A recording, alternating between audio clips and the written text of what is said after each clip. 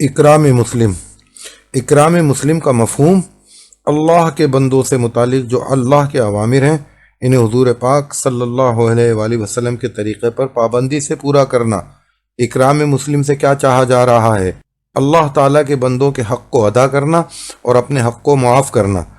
یہ نمبر بھی ہم سے 3 محنت چاہ رہا ہے: 1 دعوت، 2 مشق، 3 دعا۔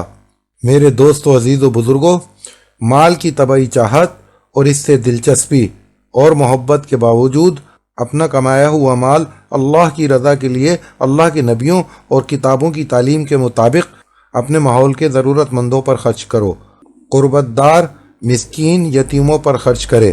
غرض یہ کہ اپنی کمائیاں دوسروں پر خرچ کریں اور دوسروں کو آرام و نفع پہنچائے۔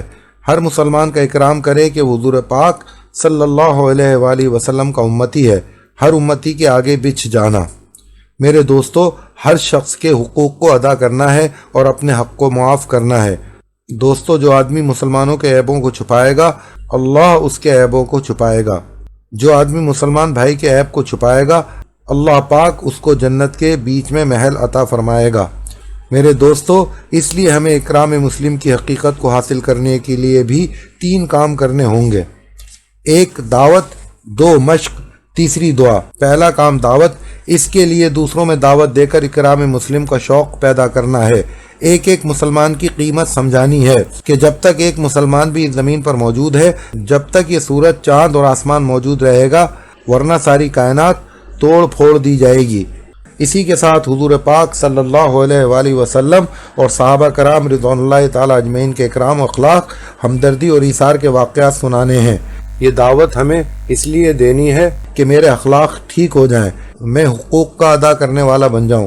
میرے دوستو بزرگوں، آج امت کے حقوق کا مارنا صحیح ہے۔ باپ بیٹے کا حق، بیٹا باپ کا حق، ماں بیٹے کا حق، بیٹا ماں کا حق، استاد شاگرد کا حق، شاگرد استاد کا حق، یعنی ہر ایک دوسرے پر قابض ہے۔ ہم اکرام مسلم کی دعوت دیں گے اپنے اندر حقوق العباد کی ادائیگی کے لیے۔ دوسرا کام مشق، اللہ کے راستے میں نکل کر اکرام مسلم کی مشق کرنا خدمت کے ذریعے سے، کہ اپنے ساتھیوں کی خوب خدمت کرو۔ ہر ساتھی کی خدمت کر کے اپنے اندر تواضع پیدا کرو۔ اللہ کی طرف سے جو تربیت ہوگی وہ خدمت کرنے سے ہوگی۔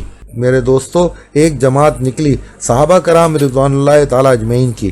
اس میں کام تقسیم ہو گئے کہ یہ بکری ذبح کریں گے، یہ گوشت بناویں گے، پر حضور اکرم صلی اللہ علیہ وآلہ وسلم کے ذمے خدمت کا کام نہ ملا۔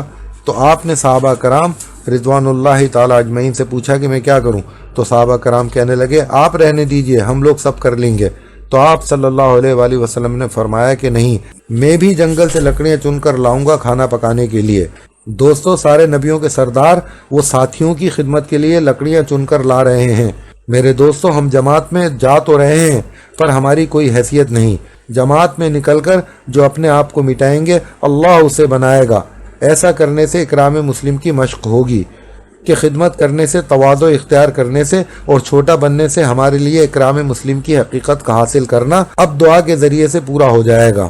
اس لیے ان دونوں کاموں کو کرنے کے بعد، یعنی اکرام مسلم کی دعوت اور اس کی مشق اس طرح جس طرح عرض کی گئی ہے کرنے کے بعد، اب تیسرا کام دعا، کہ اب رو کر اللہ جل شانہ سے حضور اکرم صلی اللہ علیہ وآلہ وسلم والے اخلاق کی حقیقت کو مانگنا ہے۔ اب 5واں نمبر اخلاص نیت۔ اخلاص کا مفہوم اللہ تعالیٰ کے اوامر کو صرف اللہ کی رضامندی کے لیے پورا کرنا۔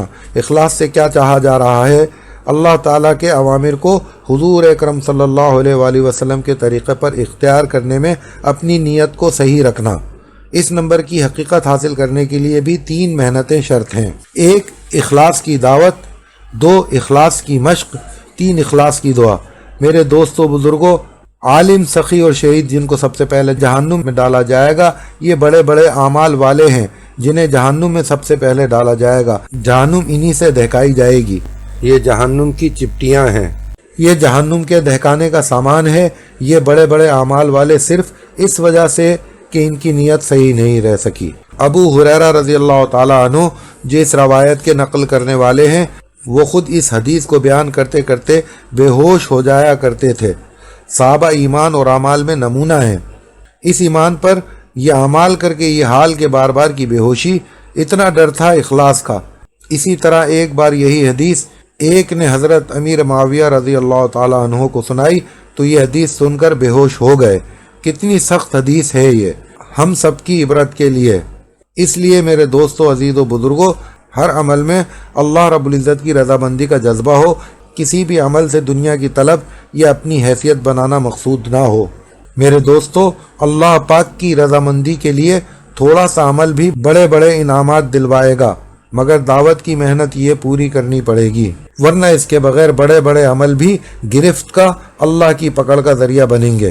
اس لیے اپنی نیت کو صحیح رکھنے کے لیے اخلاص کی حقیقت حاصل کرنی پڑے گی۔ اس حقیقت کو حاصل کرنے کے لیے بھی 3 کام کرنے پڑیں گے۔ پہلا کام دعوت، کہ دوسروں میں دعوت کے ذریعے سے تصحیح نیت کا فکر و شوق پیدا کیا جائے، اس لیے کہ ہمارے اندر اخلاص کی حقیقت نہیں ہے۔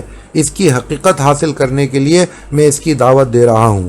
دوسرا کام مشق، کہ اپنے ہر عمل سے پہلے اور ہر عمل کے بیچ میں اور ہر عمل کے ختم پر، لیکن نماز میں نماز شروع کرنے سے پہلے اور نماز کے ختم پر صرف 2 بار اور باقی عمل میں 3 بار نیت کو صحیح رکھنے کے لیے اپنے دل سے یہ کہیں کہ اے اللہ، تیری رضامندی کے لیے میں یہ عمل کرنے جا رہا ہوں یا کر رہا ہوں یا کر چکا ہوں، تو اسے قبول کر لے۔ اس طرح اس کی مشق کرنی پڑے گی۔ تیسرا کام دعا، کہ ہر عمل کے پورا ہونے پر اپنی نیت کو ناقص قرار دیتے ہوئے توبہ اور استغفار کریں اور پھر رو رو کر اللہ رب العزت سے اخلاص کی حقیقت کو مانگیں۔